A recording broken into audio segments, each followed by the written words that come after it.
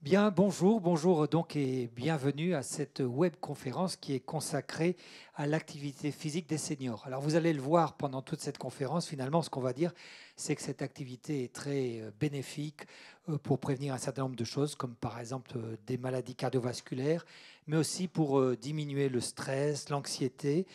Et puis on va dire tout simplement, quand on fait de l'activité physique, on se sent mieux dans sa peau.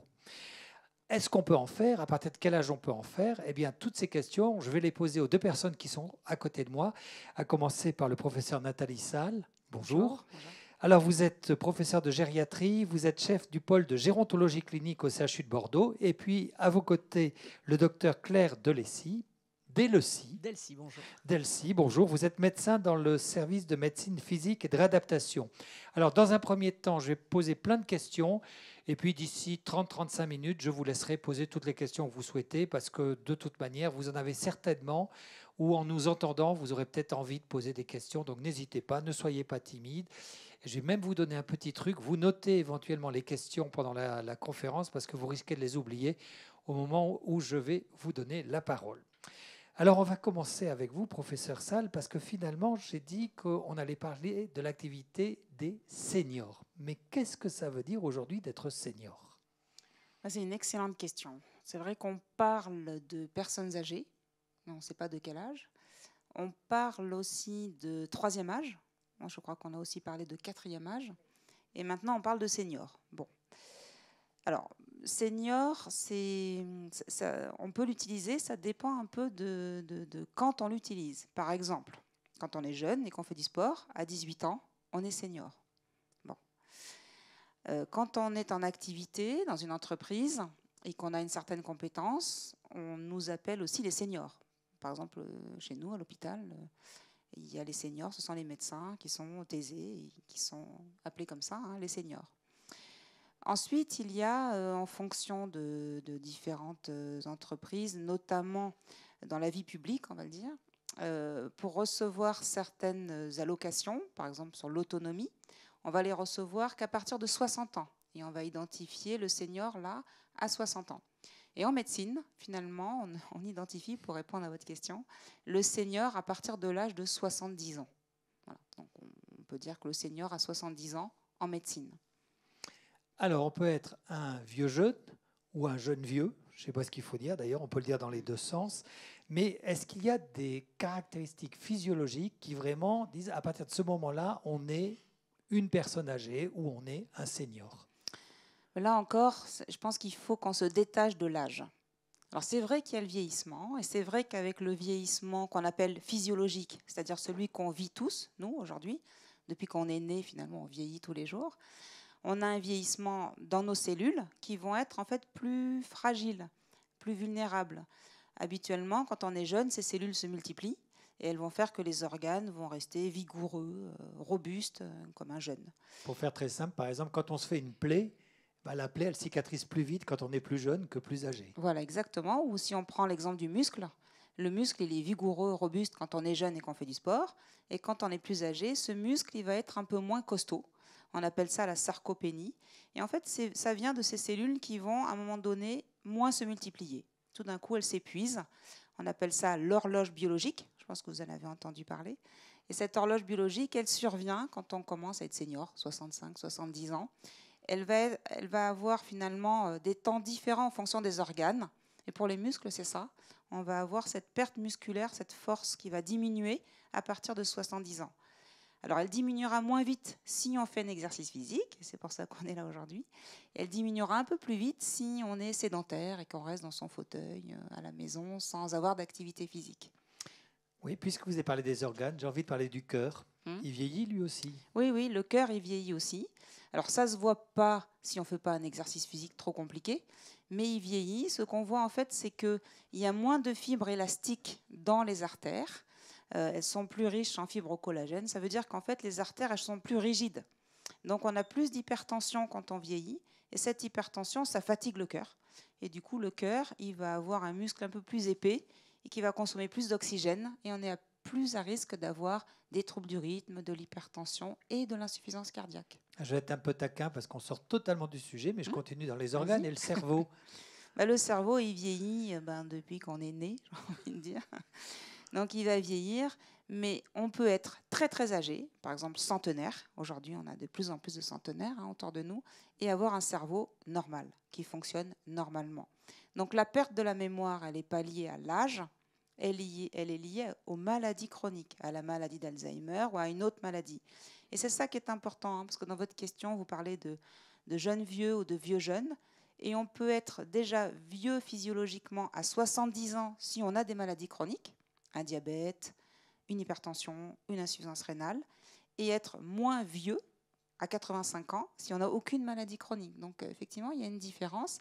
Je voulais juste dire aussi une petite information, c'est que en France, on est assez envié par les autres pays d'Europe parce qu'on a une longévité très importante, on a beaucoup de centenaires, mais paradoxalement, on va avoir une espérance de vie sans dépendance, c'est-à-dire sans incapacité, qui est plus courte.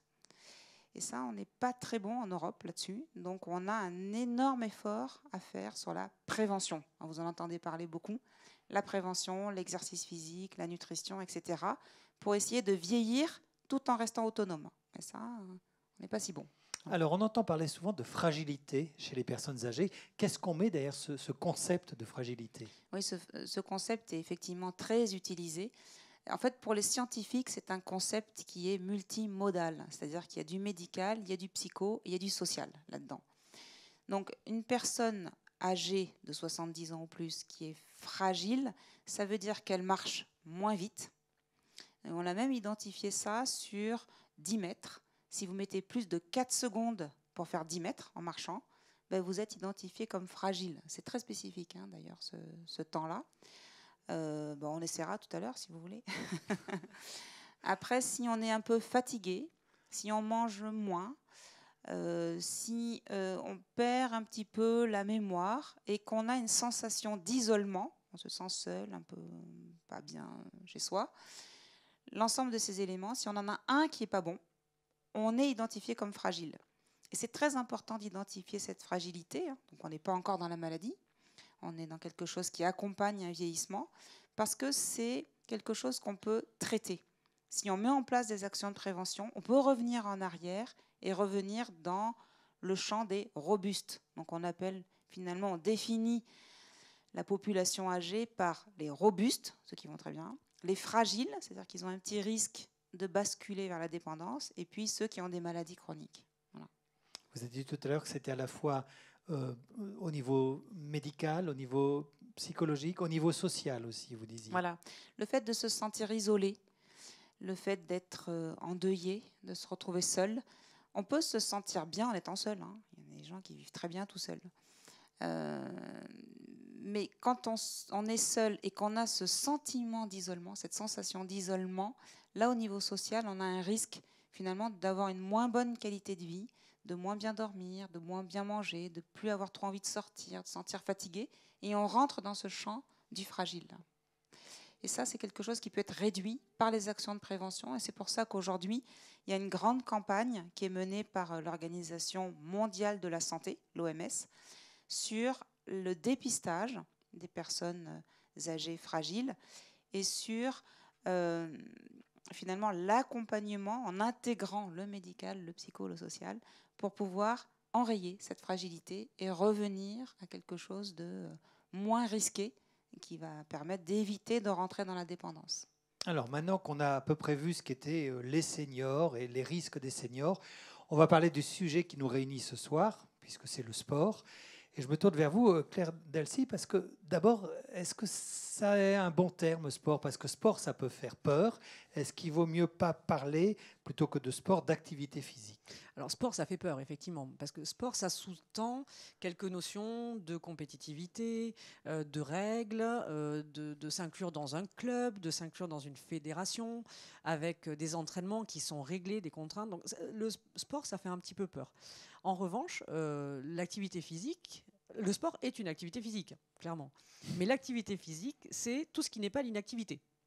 Donc, monter l'escalier est une activité physique. Aller chercher le pain en marchant, c'est une activité physique. Prendre le bus et marcher un petit peu plutôt que prendre la voiture, c'est une activité physique. Donc ça fait un peu moins peur parce que ça peut s'inclure dans le quotidien de chacun, avec peut-être des contraintes moindres et pas l'idée de la compétitivité et la performance.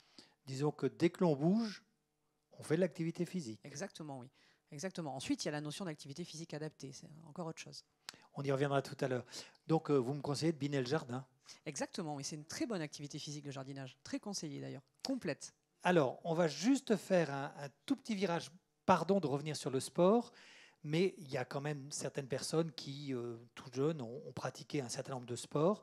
Est-ce que, quand on vieillit, il y a des sports qu'il faut absolument abandonner, ou est-ce qu'on peut pratiquer certains sports, ou est-ce qu'il faut déconseiller au contraire certains sports? Alors, tout dépend de chaque personne en fait. Hein. Tout dépend de l'histoire de la personne et du sport qu'elle a pratiqué auparavant. Si j'ai un exemple en tête d'un patient qui a pratiqué toute sa vie le ski, qui peut paraître être un sport à risque, hein, on peut se dire quand même le ski c'est pas une très bonne idée. Néanmoins, lui, il était très malheureux de ne plus pouvoir skier. Il a pu se remettre sur des skis grâce à des moyens techniques et il était très heureux et je pense beaucoup moins à risque que quelqu'un qui n'aurait jamais pratiqué ce sport-là. Donc il y a l'habitude de l'exercice, l'apprentissage durant toute sa jeunesse et puis de la pratique toute sa vie qui le protège. Alors il y a effectivement des sports qu'on ne conseille pas d'emblée pour quelqu'un qui ne l'aurait jamais pratiqué en étant senior, clairement.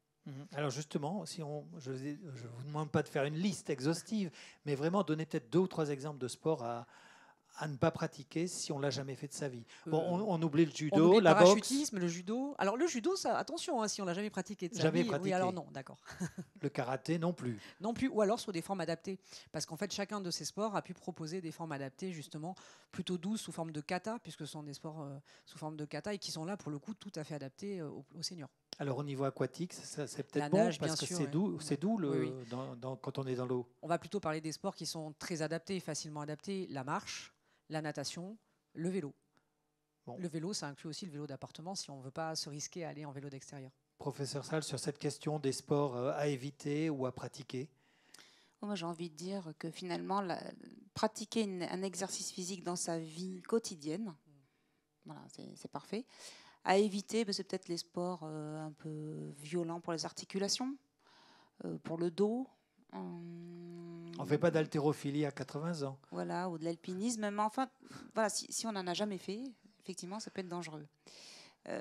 Mais en même temps, je pense qu'il faut allier le plaisir à l'exercice physique.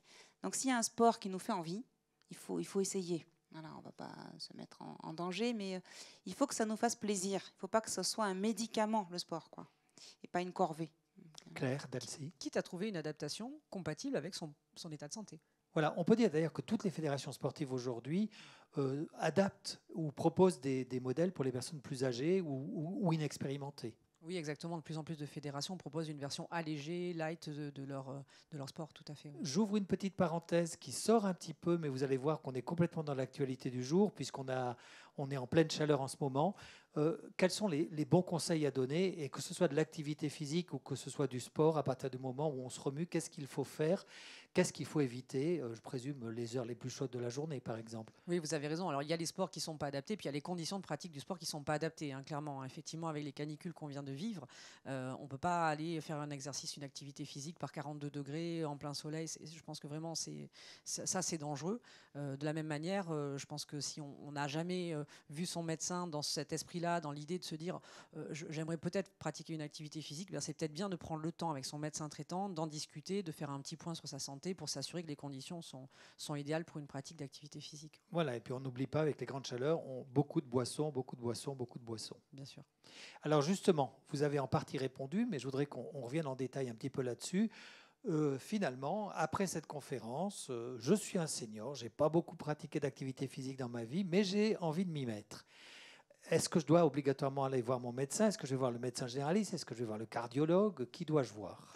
Alors d'abord, on en a parlé tout à l'heure, il y a l'activité physique qu'on inclut dans son quotidien. On peut aller faire les courses en marchant, on peut monter les escaliers sans aller consulter son médecin traitant pour prendre son aval. Je pense que ça, c'est raisonnable. En revanche, si on veut faire une activité un peu plus intense, effectivement, je pense qu'il est justifié de passer par son médecin traitant, tout simplement, de manière à en discuter avec lui et de faire un premier bilan. Après, s'il y a nécessité de prendre conseil auprès d'un cardiologue, de faire une épreuve d'effort pour pouvoir aller dans une pratique encore plus intensive, là, c'est lui qui vous guidera.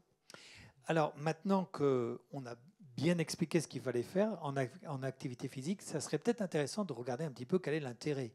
Finalement, quels sont les bienfaits à partir du moment où je vais faire de l'activité physique, où je vais prendre l'escalier plutôt que l'ascenseur, où je vais descendre 2 arrêts avant mon arrêt pour marcher un petit peu si je prends le tram ou le bus. Alors, c'est plutôt là où il n'y a pas d'intérêt, parce que finalement, il y a de l'intérêt dans quasiment tous les champs. D'abord, au niveau musculaire, évidemment, le travail, l'activité physique, ça fait gagner en masse musculaire. Ça permet de lutter contre la sarcopénie dont on a parlé. Ça permet de lutter également contre les difficultés articulaires. Quelqu'un qui a de l'arthrose pourra tirer bénéfice, par exemple, de la marche et de l'activité physique pour lutter contre les douleurs liées à l'arthrose.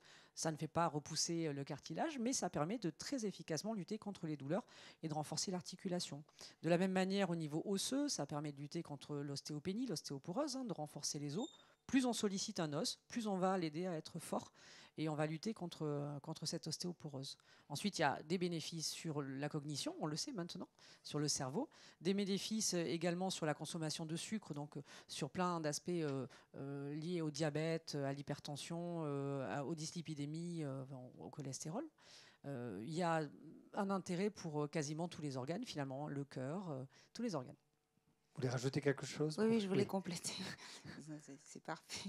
Non, c'est juste parce qu'il y a l'INSERM qui a fait un gros travail là-dessus en 2019 et qui disait que à elle seule, l'activité physique permet de gagner 4 ans d'espérance de vie.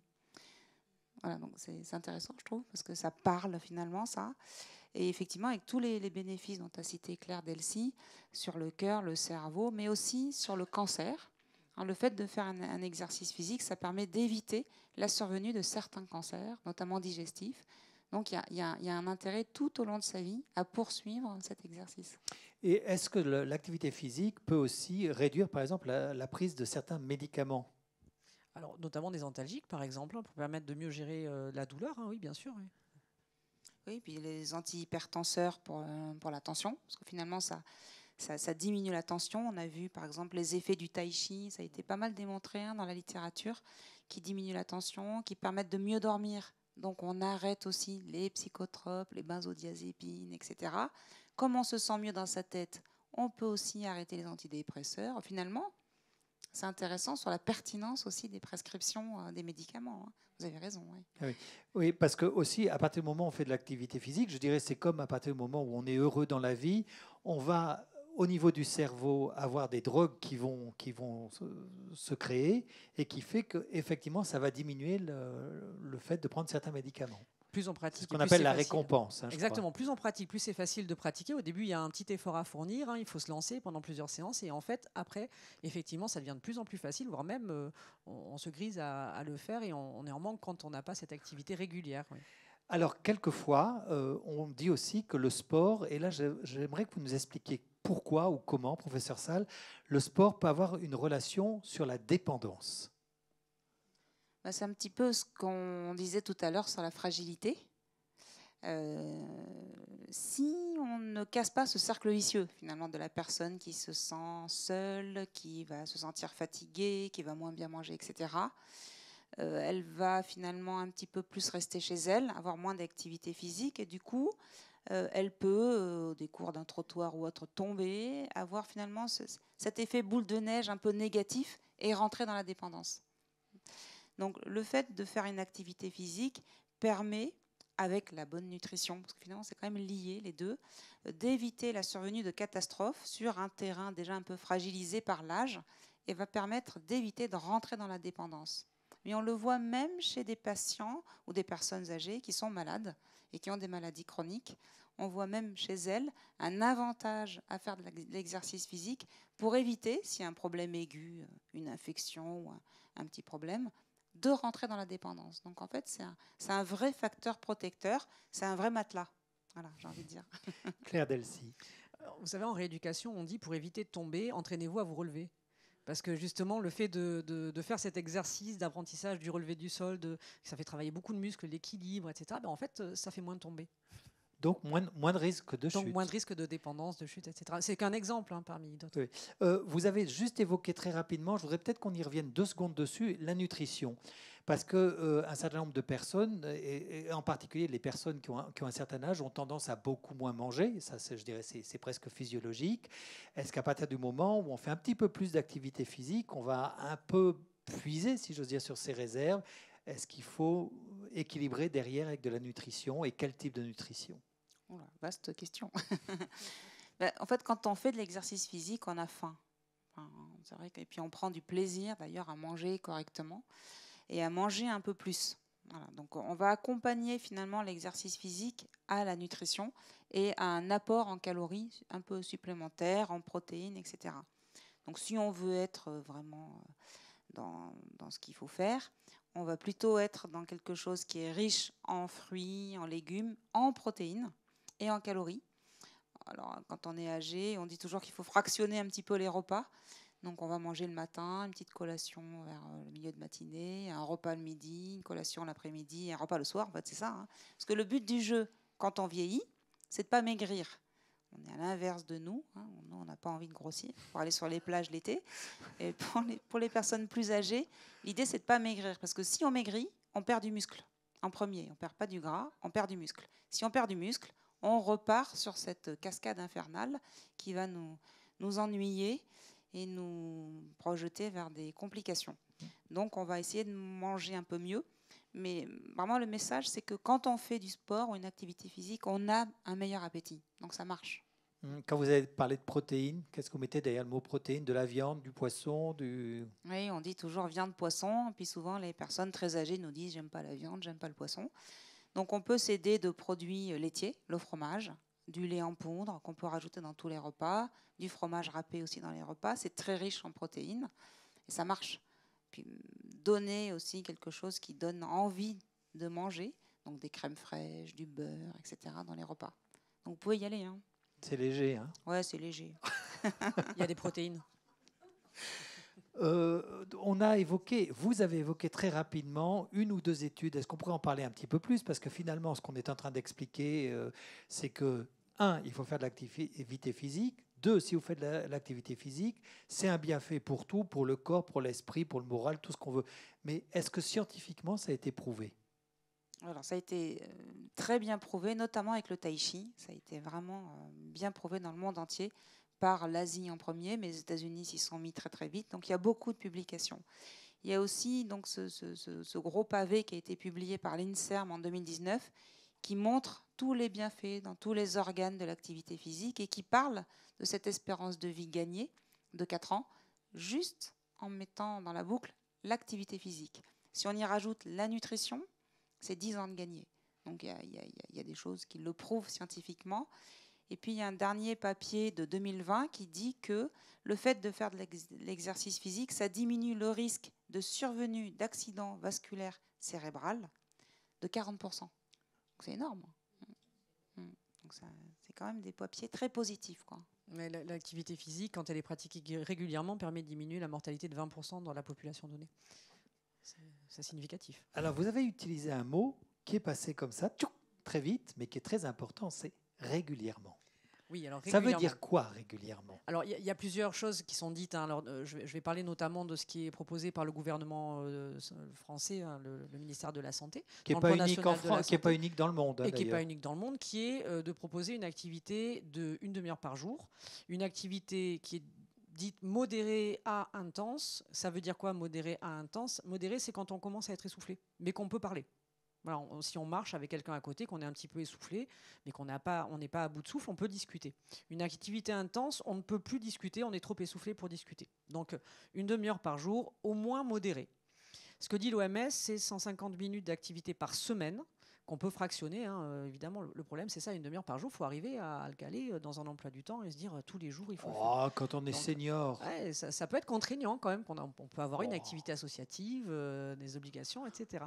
Et donc, ça peut être 150 minutes réparties en général plutôt sous la forme de 3 à 4 séances, et toujours dans l'idée d'une activité d'intensité au moins modérée, sinon intense. Si c'est intense, on peut en faire un peu moins. Voilà. Le professeur Salle a tout à l'heure parlé du tai chi, on pourrait parler du Qigong, pardon.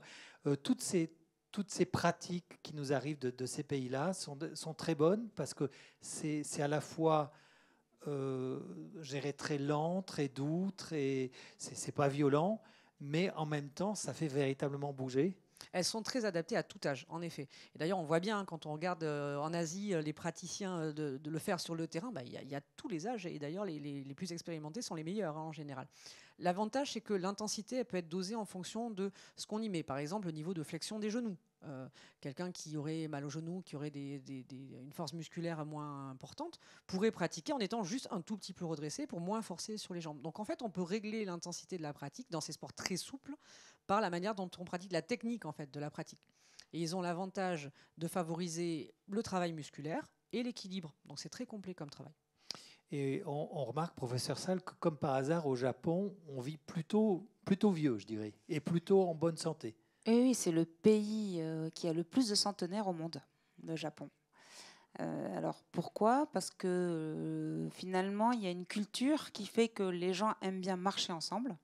Donc ils ne vont pas monter le Fujiyama, hein, mais ils marchent ensemble. Ils font des exercices ensemble dans les parcs. Ils mangent bien. C'est finalement proche du régime méditerranéen. Et ils ont une interaction sociale. Donc c'est quelque chose de collectif qui stimule finalement aussi au niveau cérébral tout un tas de parties du cerveau, qui fait allier finalement l'exercice physique à du plaisir et à des bons repas. Et ça fonctionne, ça. Je pense que c'est un bon exemple qu'on voit maintenant de plus en plus en France aussi. On parle des centenaires japonais. Est-ce que vous disiez tout à l'heure qu'on pouvait gagner jusqu'à 10 ans de vie en faisant de l'activité physique? Vous nous promettez quoi dans 30-40 ans si on est bien, si on fait de l'activité physique? On pourra vraiment vieillir beaucoup plus vieux, si j'ose dire? Oui, l'idée. Est-ce qu'on sait jusqu'où on peut aller? Vous voyez, le plafond de verre. Le plafond de verre, c'est Jeanne Calment, 122 ans. C'est énorme, hein, déjà. Mais le but, c'est pas d'aller le plus loin possible, c'est de rester en santé. C'est-à-dire, le but, c'est de vieillir en santé. C'est maintenant un peu la nouvelle façon de s'exprimer, de vieillir en bonne santé. Voilà. Et de rester actif, de rester finalement acteur aussi, sans être dépendant, sans avoir des maladies qui font souffrir ou qui nous font aller trop souvent à l'hôpital. Donc, le vieillir le plus longtemps possible en santé, c'est possible si on a une bonne qualité de vie avec de l'exercice physique, une bonne nutrition. Ça fait partie vraiment des médicaments de prévention, quoi. C'est presque des médicaments. Claire Delcy, comment est-ce qu'on adapte l'activité physique à sa physiologie? Parce qu'on est, je dirais, tous différents. À sa physiologie, puis à sa pathologie aussi. On est tous différents, en effet. Alors, déjà, on peut bien se connaître. Hein, c'est-à-dire qu'il y a des personnes qui se connaissent bien, qui ont d'ailleurs parfois pratiqué beaucoup de sport ou d'activité physique toute leur vie et vont au fur et à mesure aménager, on va dire, la pratique du sport en fonction de leurs possibilités. Rouler un peu moins vite en vélo, courir un peu moins vite, marcher plutôt que courir. Chacun peut aussi avoir cette philosophie. Ensuite, il peut y avoir des supports pour choisir une pratique adaptée, puisque là, il s'agit de pratiques d'activité physique adaptée. Cette adaptation, elle dépend parfois de propositions, d'offres de propositions. Donc, il y a beaucoup d'associations, on le disait aussi, de clubs sportifs, de fédérations qui proposent aujourd'hui des activités. Et donc, on peut s'inclure dans une activité qui nous plaît en choisissant un mode adapté. Et est-ce qu'il n'y a pas un risque à trop en faire finalement? Est-ce qu'on ne risque pas un moment à trop vouloir en faire, à fatiguer son corps, plutôt qu'à l'aider? Une overdose. Une sorte d'overdose, voilà. Alors, tous les praticiens d'activité physique, quel que soit l'âge, sont sujets à faire une pathologie, par exemple une tendinite ou un problème musculaire qui est lié à la pratique. Ça peut arriver à tout le monde. Je pense que pour se mettre à l'abri de l'overdose, ce qui est important, c'est de faire une augmentation progressive de l'intensité et de la durée de l'exercice, de manière à habituer progressivement son corps pour ne pas risquer ce type de pathologie, tout simplement. Est-ce que le corps prévient si on est justement général, dans cette zone un petit peu rouge? Oui, mais enfin, vous dites oui, mais alors comment il prévient? Parce que quelquefois, quand on ne connaît pas bien son corps, on a du mal à entendre les signaux qu'il émet. Je crois que le signal le plus important, c'est une douleur qui apparaît, qui n'est pas habituelle. Alors, parfois, on pratique l'activité physique pour prévenir la douleur. Par exemple, quelqu'un qui a mal au dos, on va l'inciter à pratiquer l'activité physique pour lui dire si vous pratiquez une activité, vous aurez de moins en moins mal au dos. Mais je pense qu'il est important que le praticien anticipe ça et puisse dire voilà comment ça va se passer. Vous allez avoir mal au début. La première semaine, ça va être compliqué. La deuxième semaine, ça va être un peu moins compliqué. La troisième semaine, vous allez vous trouver plus en forme. Et la quatrième, vous aurez moins mal. Donc, je pense qu'il faut anticiper un petit peu ces choses. Mais en revanche, une douleur inhabituelle qui apparaîtrait doit alerter et faire consulter. Nathalie Salle. Oui, non, je pensais aussi au temps de récupération. Parce qu'on voit des personnes qui ont l'habitude de faire beaucoup d'activités physiques, je pense à la montagne. On a des montagnards de 70, 80, 85 ans, 90 ans des fois, qui ont du mal à comprendre qu'il faut à un moment donné un petit peu lever le pied. Et c'est le temps de récupération qui va être de plus en plus long, qui va leur faire comprendre que là, ils sont allés trop loin. Ils vont peut-être faire une pause dans un refuge pendant que d'autres font encore la grosse promenade toute la journée et marcher un jour sur deux parce qu'ils voient finalement que au niveau récupération, au niveau suivi, ils n'y arrivent plus, quoi. Mais c'est pas toujours évident de faire comprendre effectivement aux gens qu'on va un petit peu trop loin. Ouais. Alors, ce qui n'est pas non plus tout à fait évident à faire comprendre aux gens qui ne pratiquent aucune activité physique, qui n'aiment pas le sport, de bouger. Alors, je suis toute la journée dans mon fauteuil, je fais des mots croisés, donc vous êtes contente parce que je suis en train de lutter contre Alzheimer puisque je fais mes mots croisés. Je regarde la télévision, donc j'apprends des choses aussi, donc tout est parfait. Mais qu'est-ce que vous allez me dire pour m'inciter à sortir de mon fauteuil, de mes mots croisés, de ma télévision? Bon, ça, c'est un très grand problème, effectivement. Une grande question. Alors, il y a eu tout un tas d'études qui ont été faites sur l'exercice physique, la nutrition, etc. Et à chaque fois, quand on a voulu inclure les personnes, on s'est rendu compte qu'on n'avait inclus que ceux qui n'en avaient vraiment pas besoin, enfin qui en avaient le moins besoin. Ceux qui en ont le plus besoin ne viennent pas. Et effectivement, restent dans leur canapé avec leur poche de chips et regardent la télé. Donc là, pour les faire, enfin, essayer de faire une activité physique, je crois qu'il faut allier le plaisir au sport. Donc il y a quelques idées qui émergent. Par exemple, il y a des études qui ont comparé des personnes âgées avec un chien et des personnes âgées qui n'en ont pas. Et on a vu que le fait d'avoir un chien, ça permettait de sortir tous les jours. En fait, on est obligé de sortir. Finalement, ça fait plaisir en plus de faire plaisir à son chien. Quand on est dans un endroit où on fait sortir son chien, on rencontre d'autres gens qui ont un chien, on parle, donc il y a une interaction sociale. Et puis finalement, on sort de chez soi. Donc le chien, c'est pas une mauvaise idée, je trouve. Après, il faut faire attention à ne pas tomber quand on sort avec son chien. Faut pas un gros Vos chien. arguments pour que je quitte mon canapé, mes mots croisés et ma télévision. Pour vous dire à quel point c'est compliqué, dans les propositions du plan national santé-nutrition, il y a même des fiches dédiées aux praticiens, aux médecins, avec un argumentaire concernant un entretien motivationnel, c'est-à-dire pour proposer à son patient des arguments forts pour leur dire qu'il faut aller pratiquer l'activité physique. Donc pour vous dire à quel point c'est difficile d'avancer. Du style un peu ce qu'on raconte depuis une demi-heure. Exactement, oui. Et donc, pardon, alors, non, je vais aller jusqu'au bout. Non, je pense que l'intérêt, c'est de prévenir le lendemain. C'est-à-dire, c'est sûr qu'aujourd'hui, dans le canapé, avec les mots croisés, tout va bien. Mais justement, l'idée, c'est d'éviter d'être un senior avec des problèmes de santé. Donc, je pense qu'il faut inciter la personne en lui disant tous les bénéfices que ça peut avoir en prévention. Nathalie. Oui, là, je voulais juste rajouter le mot personnalisé. Et en fait, dans l'action de faire sortir la personne de son canapé, il faut avoir une action personnalisée. Et essayer de voir ce qui fait le plus plaisir à la personne. Si par exemple, ce qui lui fait plaisir, c'est de voir ses petits-enfants, on peut imaginer qu'elle aille les chercher à l'école à pied, par exemple. Ou si ce qui fait plaisir, c'est plutôt son bien-être, aller chez le coiffeur, pareil, y aller à pied. Avoir quelque chose qui allie du plaisir, faire de la danse. Enfin, on n'est pas obligé de faire toujours un sport très complexe. Et il faut essayer de personnaliser l'activité aux souhaits de la personne. C'est vrai que ça prend du temps, mais c'est ce qui marche le mieux finalement. Claire Delcy. Ça demande de bien connaître la personne qu'on a en face de soi aussi, justement pour aller chercher des leviers, des choses qui l'intéressent. Et alors, si la personne n'a pas beaucoup de pratiques médicales, je veux dire moi je suis par exemple face à ma grand-mère ou à mon grand-père, qu'est-ce que moi, simple humain non médecin, je vais aller lui raconter, à part achète un chien? Qu'est-ce que je peux lui dire? Va chez ton médecin, il va argumenter?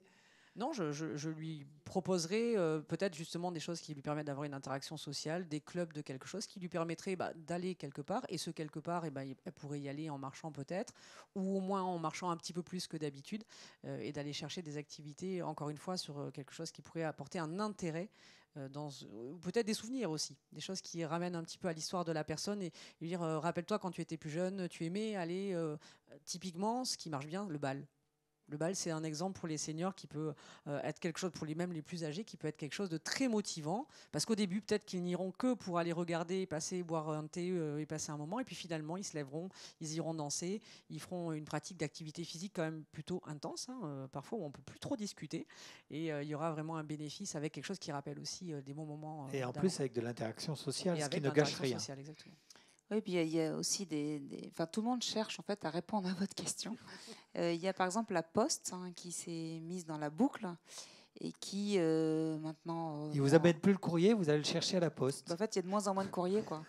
Déjà, on n'écrit plus de lettres, on n'écrit plus de cartes. Enfin, ils n'ont pas ce job finalement de distribuer le courrier, enfin beaucoup moins qu'avant. Et ils essayent de s'inclure dans la dynamique de la prévention et d'aller chez les personnes qui sont finalement un peu plus à risque et de voir comment interagir avec elles et trouver des solutions pour les faire sortir et essayer de prévenir cette sédentarité quelque part.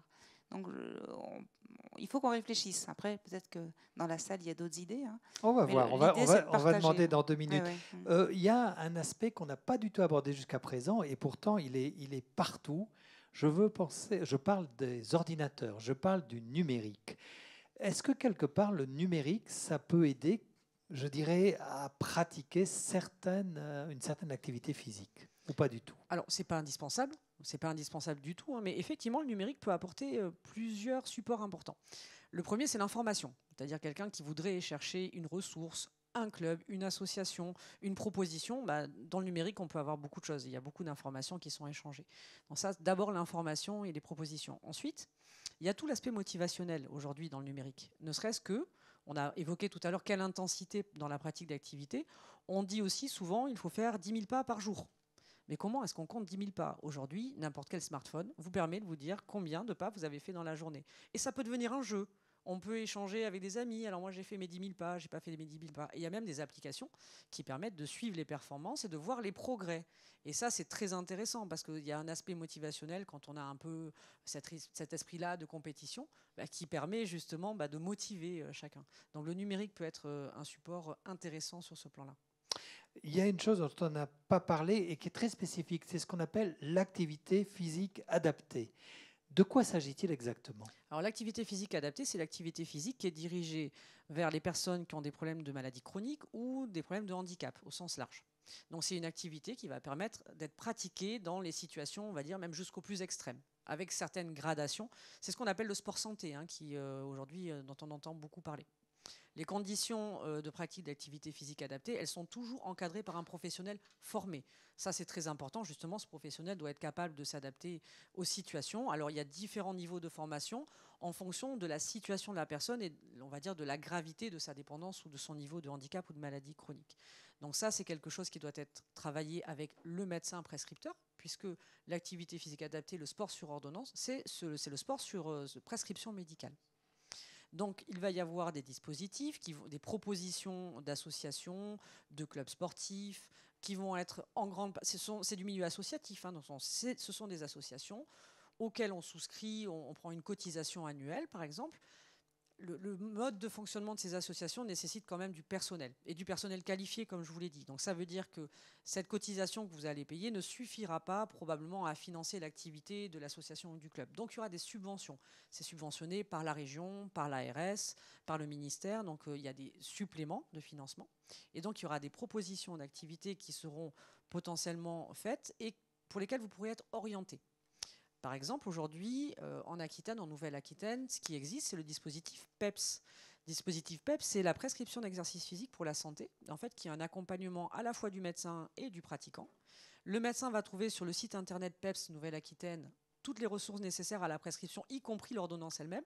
Il n'y a plus qu'à cocher, il n'y a plus qu'à marquer les particularités du patient, les indications, les contre-indications.